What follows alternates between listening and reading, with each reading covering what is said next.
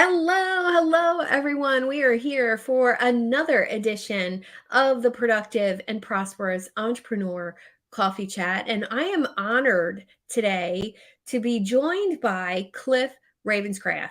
And he is a business coach and mentor who I stalked on LinkedIn and I talked into coming onto this live stream, and he had never met me before. So, welcome, Cliff, and thanks for the trust. I appreciate it.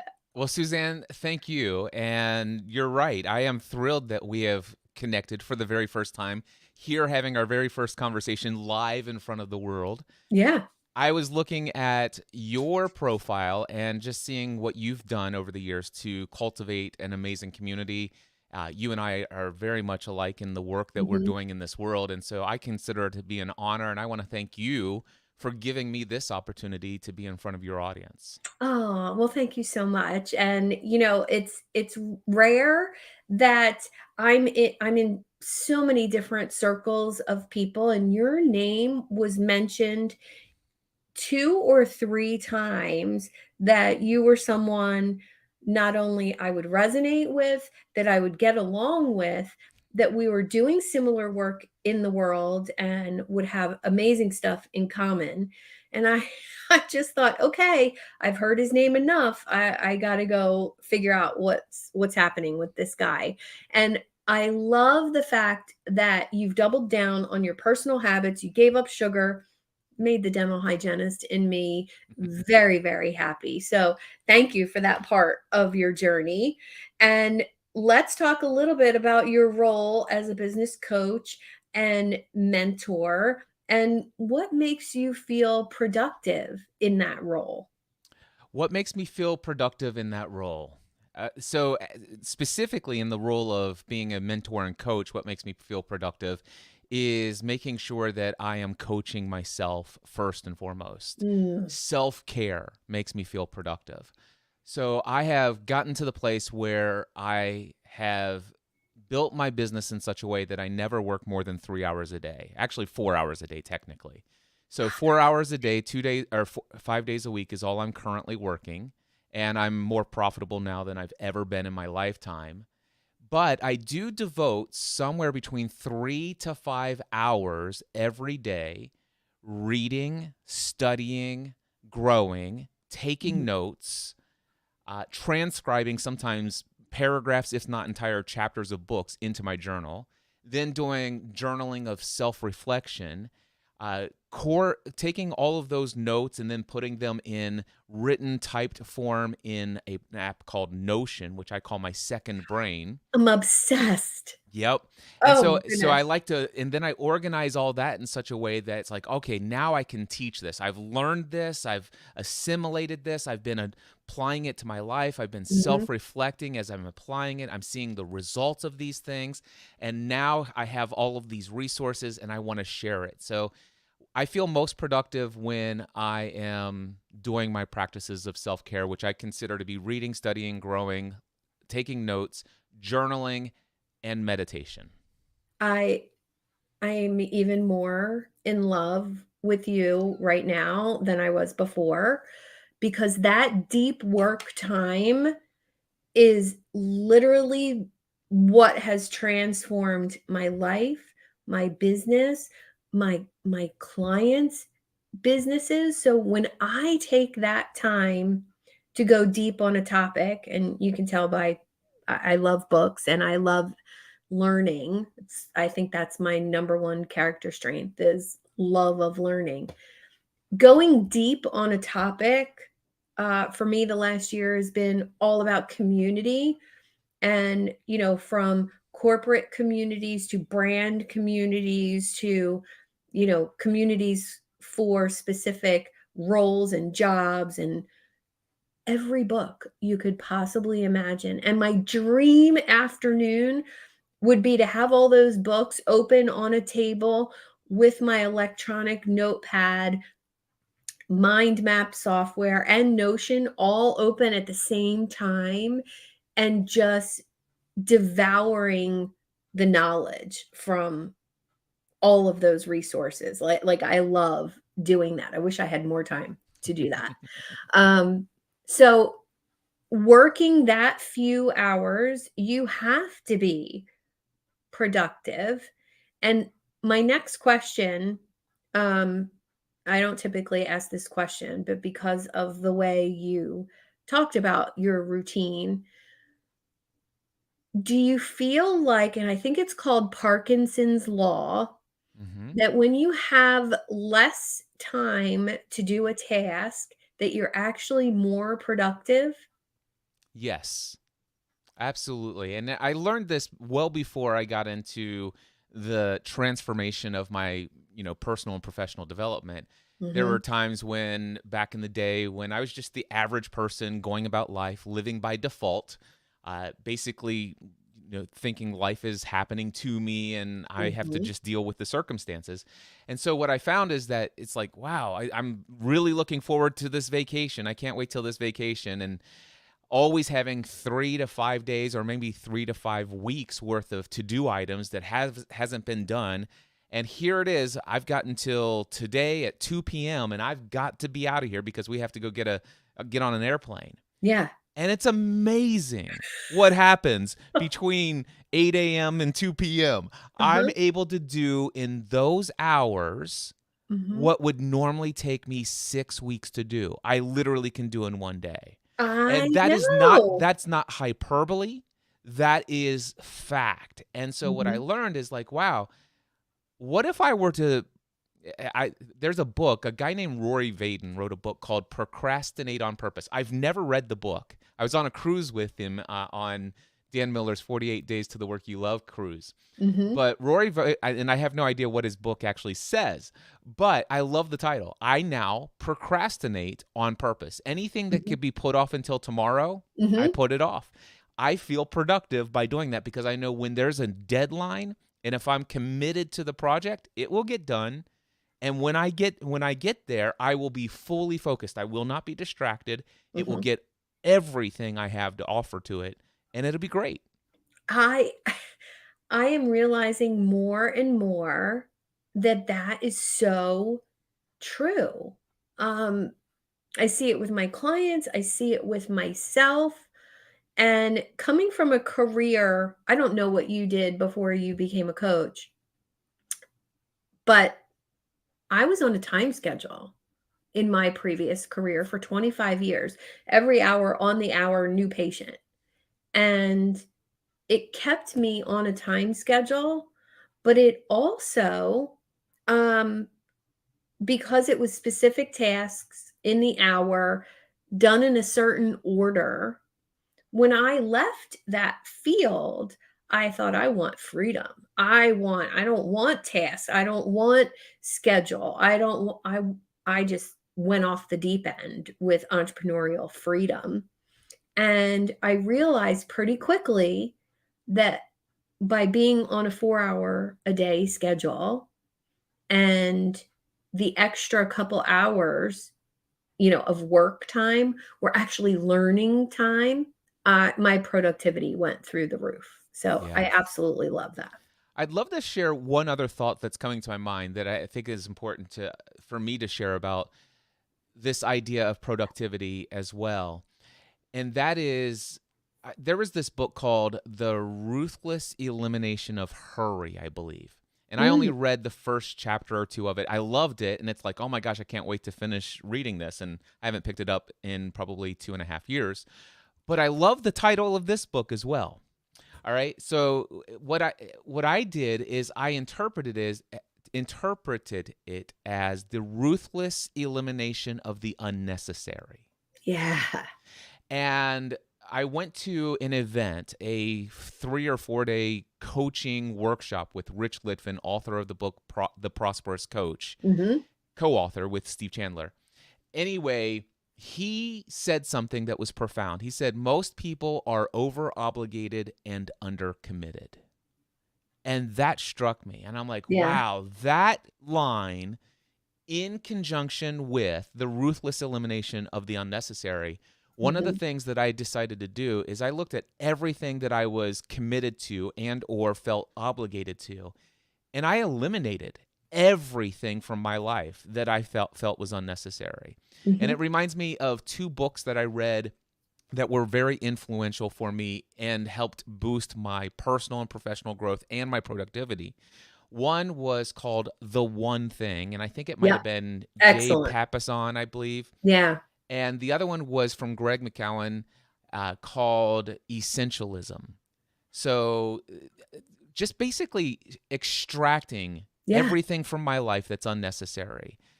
And what I realized about at the time, about 95% of all the things that I currently have on my schedule or on my to-do lists, Hmm.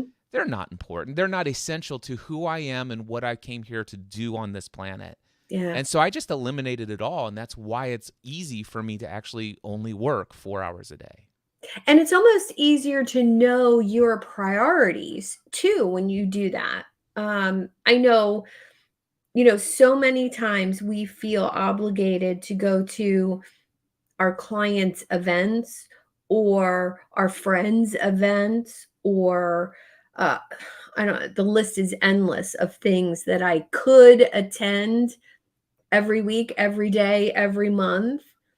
But as soon as I got clear on what I wanted to do, and I think, the 12-week year concept of planning and scheduling and prioritizing helped a little bit.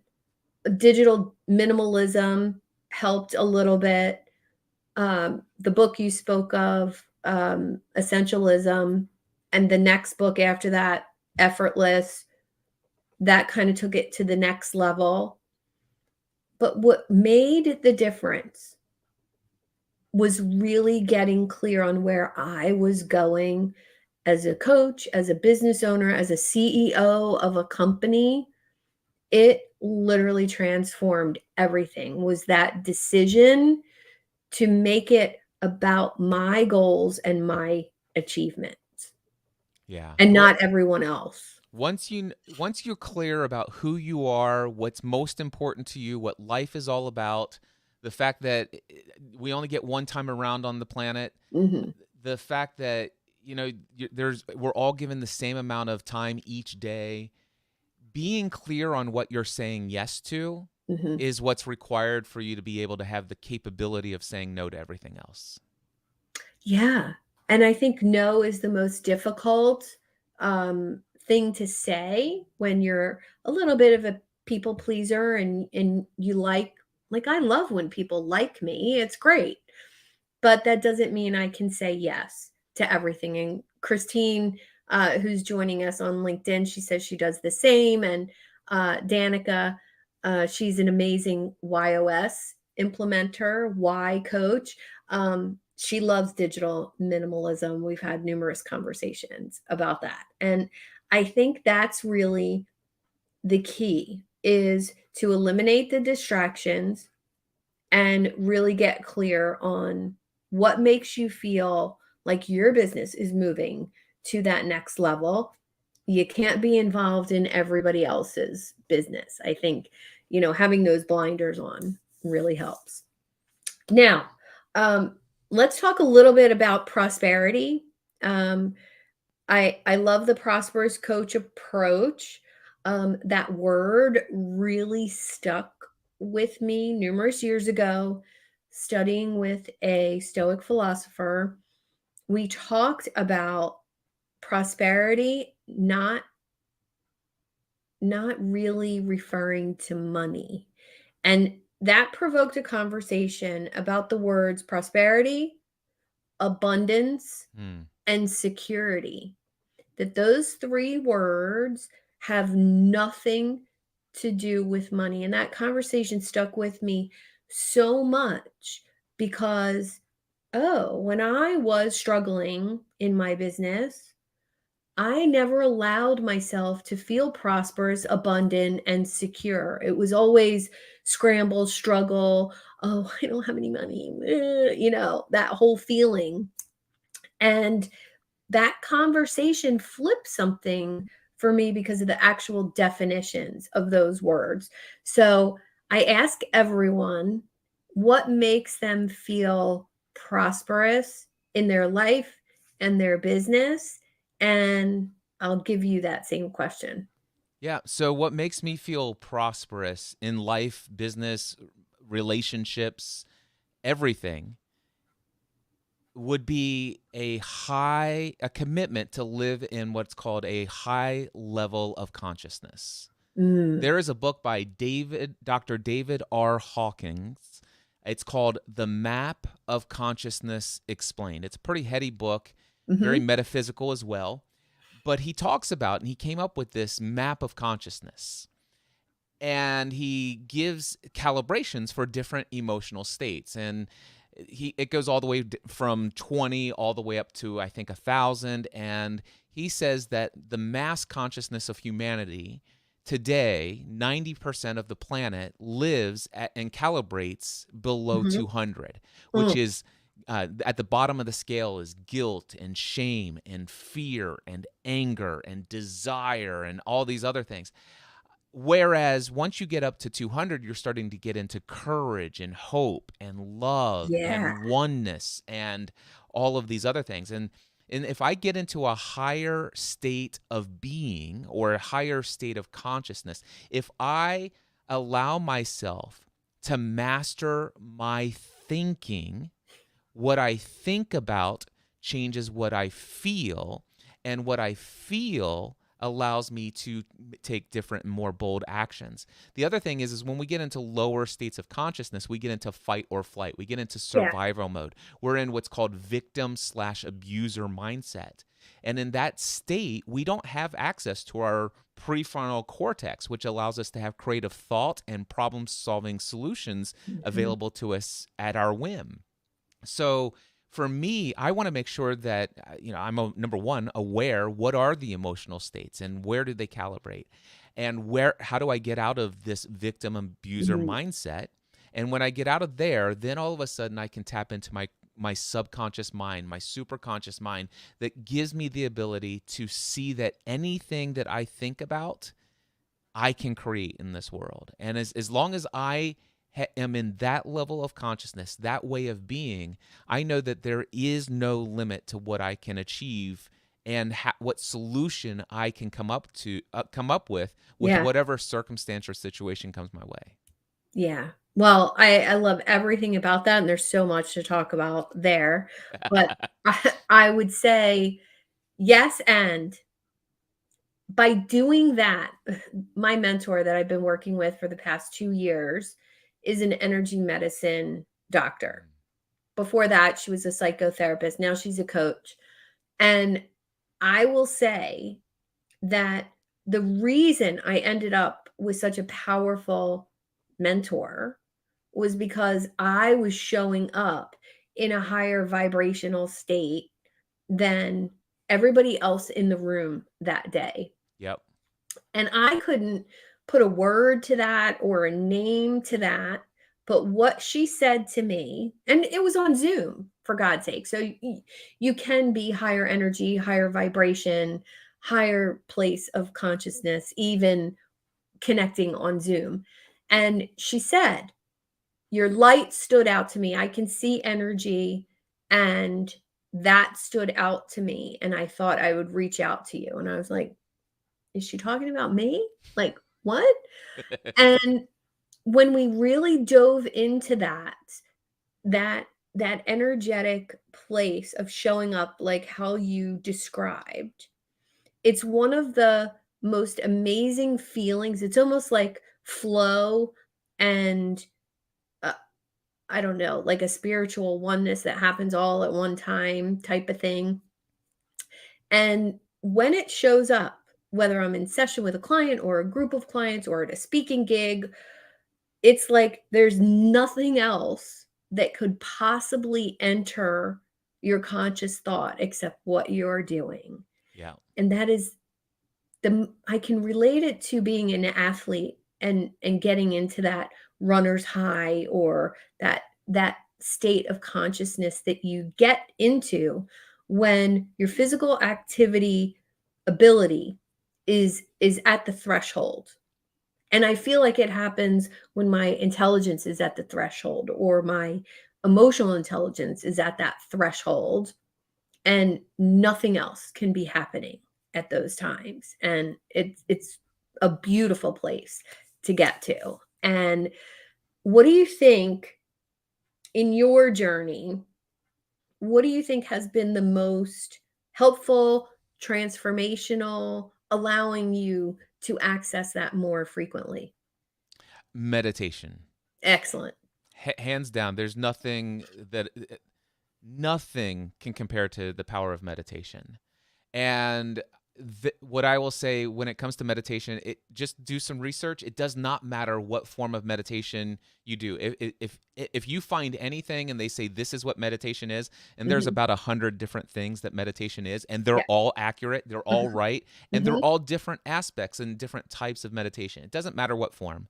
Yeah. But if you can just devote 2 minutes a day starting out to Mhm. meditation, it'll begin to transform your life.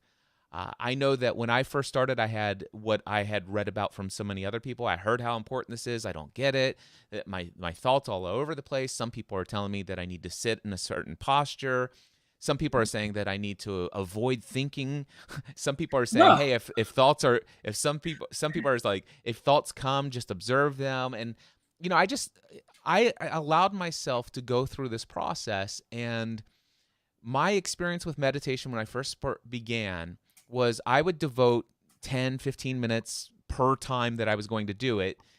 Failed miserably in my own mind is how I Mhm. would define it back then. I now realize I wasn't being incredibly successful by actually attempting it and just experiencing it, but still didn't feel like it was doing anything for me. I might try it like once a week, twice a week, or Mhm. I'd make a commitment to do it daily, but not having it, all this other stuff. And then eventually over time, just hearing more, studying more, being convinced to go into this deeper, I'm now at the place where I use an app called Insight Timer, which you Yeah. can find at insighttimer.com. It's free. There is a paid version, but you don't have to pay for it. I do. But I'm almost at 1 year straight of a streak without missing a day of meditation. Woo, that's And awesome. today, it would be rare for me to meditate for less than 30 minutes. And I can get into a meditative state for up to an hour and a half to 2 hours if I've got the time and flexibility in my day. Mhm. And when I'm doing those lengths of time, by the way, to experience the increased level of consciousness, that should when you get good at this, that only takes about 5 minutes max once you understand it. But the reason why I would get into the meditative state and stay there for so long is because I've learned two different paths of meditation for me that I most focus on. One is oneness, and that is being Mhm. in all of my creator as a created being. And then the other one is experiencing oneness with my creator and actually tapping into my imagination and my gift Mhm. of creation. And so it turns into a form of visualization. So I'm literally creating mental pictures, which I feel to be real in my mind, of Yeah. what I want to create. And those things come into my experience in reality at some point, as long as I get rid of the resistance from the thoughts and beliefs that have been conditioned in me. Well, it's truly, um, to hear that setting the bar lower, to get your meditation journey started is what I always recommend. Um, saying I'm gonna do it for a minute a day or 5 Yeah. minutes a day, rather than thinking, "Oh my gosh, I have to set aside an hour or 2 hours a day." No, get your practice started with the lowest bar that will be achievable on a daily basis, because it's truly the habit of it that becomes the change maker. When you experience it every day at a certain time, your body is used to doing that, and it becomes almost like brushing your teeth. You know, I I do affirmations every time I brush my teeth. Why? Because I habit stacked. I decided when I was going to do affirmations a long time ago, attach it to a habit I already do twice a day. Awesome, brushing my teeth. And still to this day, almost 20 years later, as soon as that hand touches the toothbrush, they start rolling through my head. Nice. beautiful, right? Yep. Meditation is the same way. And I absolutely love how you um, pull that together, that by doing it daily, the practice will expand and the benefits. You can achieve benefits with meditation in just 5 minutes. So, really love that. And now, last question for our viewers today. What do you have happening in your business right now, and where can everybody get in touch with you? Well, the couple of things that are happening in my business. Number one, I lead a paid mastermind group for those who are on the full time self employed business owner journey. Mhm. I've been doing this for the past 5 years. We meet on a weekly basis, and it's people who understand that being a business owner means that you show up in the world in a different way. There's a lot of risks that you take that most people aren't comfortable with. Yeah. There's a lot that rides on your shoulders. The decisions that you Mhm. face on a daily basis, most people who are not a business owner can't understand. There's no way they could give you reasonable, experienced, Yeah. insightful advice. And so this is a place where all business owners who have, in my case, online businesses, we get together and we share and encourage and inspire one another, and we put our minds together. Wherever two or more minds are gathered together, there he is in the midst, and there is this amazing access to information and insight we would never be able to get on our own individually. So I do paid mastermind group. That's over at nextlevelmastermind.info, not .com, but .info. The other thing that I do is one-on-one personal coaching for anyone on this planet who wants to raise their level of consciousness, who wants to live a more happy, more Mm. fulfilled life. Somebody who just wants to experience a little bit more of, you know what, this feels good to be in my skin. Whether you have personal, or it doesn't matter to me, are you open to seeing the world different than what you're currently experiencing it? And so Oh, if you that's are, good. I love that. I do one-on-one coaching with practically anyone. So that's over at my website, cliffravenscraft.com. And then my wife and I started a conference called Free the Dream. We realized that most of the humanity has lost their ability to connect with what they want to create in this world, their Mhm. ability to dream dreams.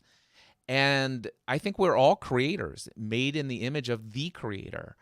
And we were put on this earth to create things. And there are dreams in our hearts that have been buried. And so we want to help people free their dream. And for 2 years, we did this as a conference called Free the Dream Conference. Then COVID happened. Mhm. And this, by the way, this is the first place I'm mentioning this publicly, but we're bringing back the Free the Dream event, but in a workshop form coming up in Ooh, April.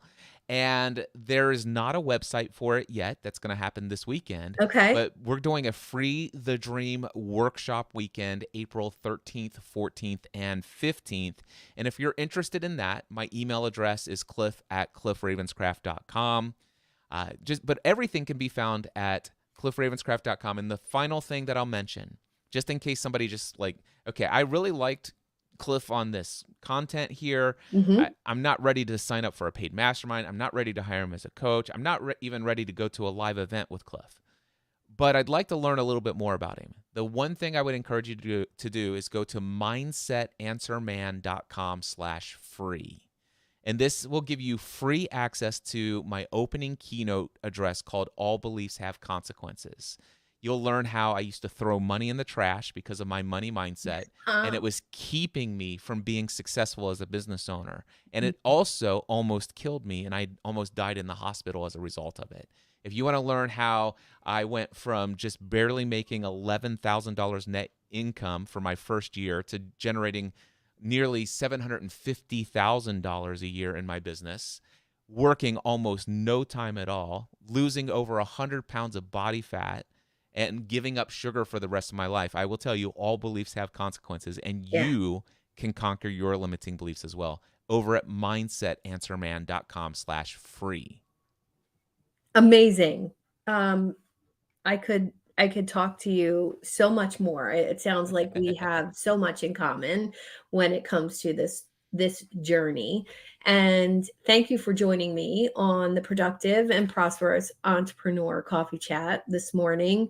And I am going to twist your arm Okay. to become a member of my community, or maybe offer one of your talks or workshops to my community at some point, but we'll talk about that in the future. Awesome. If you want to meet more amazing entrepreneurs like Cliff, head over to the Idea Lab for Entrepreneurs.com, or you can visit it from my website, SuzanneTaylorKing.com.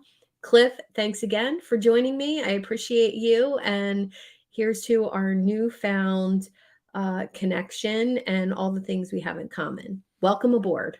Well, thank you, Suzanne. I am so delighted our paths have crossed, and I look forward to whatever may come as a result of us co-creating in this world together. I love it. I can't wait to hear more about your event. Have an awesome weekend, and thanks again for joining me. Thank you.